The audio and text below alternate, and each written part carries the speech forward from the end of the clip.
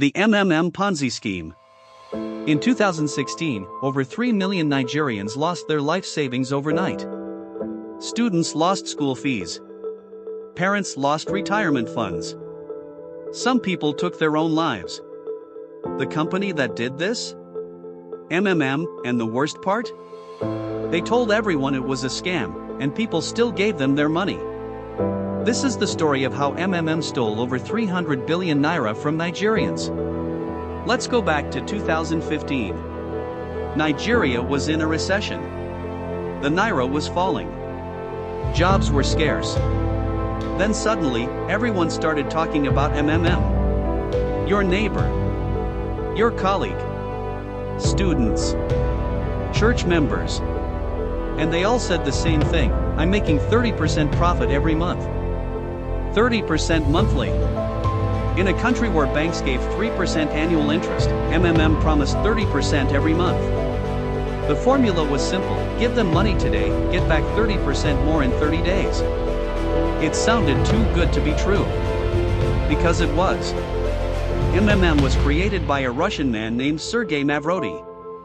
He had already done this exact scam in Russia in the 1990s. Collapsed there. Millions lost money. Sergei went to prison. So what did he do after prison? He brought the same scam to other countries. South Africa, India, Kenya, and then Nigeria. But here's the shocking part: on the website, there was a disclaimer that said, is a financial pyramid. It can collapse at any time. They told people it was a scam. And people still joined. Here's how it worked: you send 10,000 naira to another member. After 30 days, you receive 13,000 naira. You see it works, so you invest more.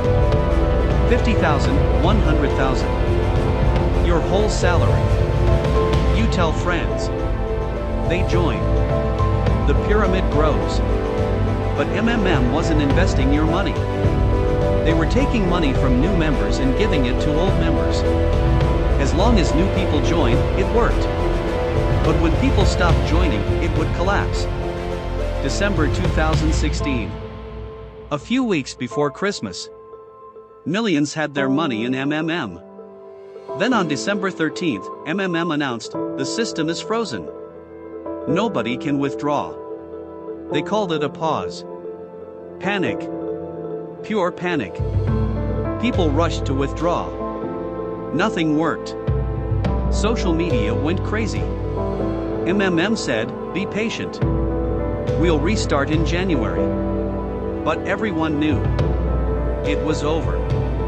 January came. reopened with new rules. You could only withdraw 10% per month. Within weeks, even that stopped. The website went down. The offices disappeared. The recruiters vanished.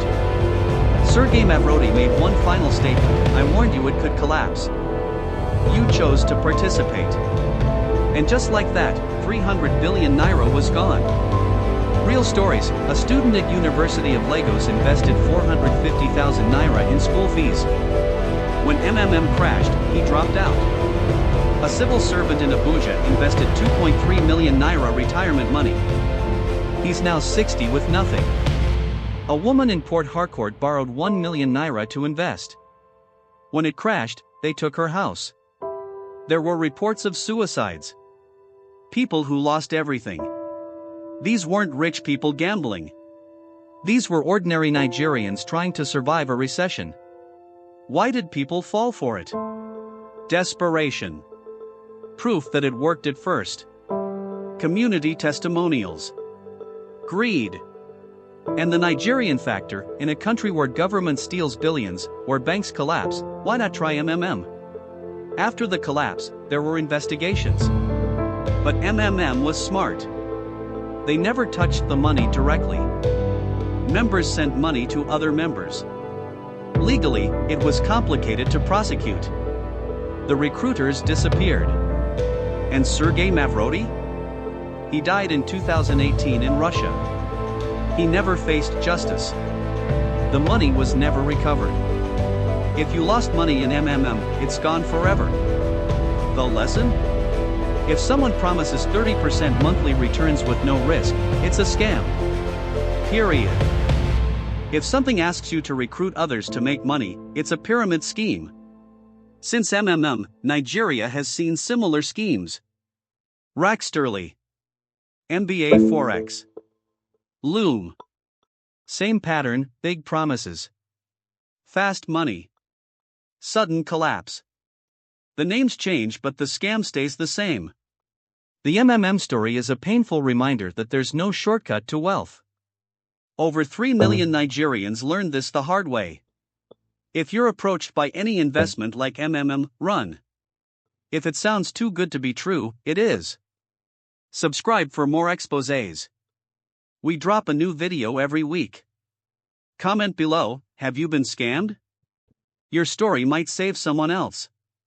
Remember, stay alert. Stay informed. And never trust anyone who promises quick riches. Until next time.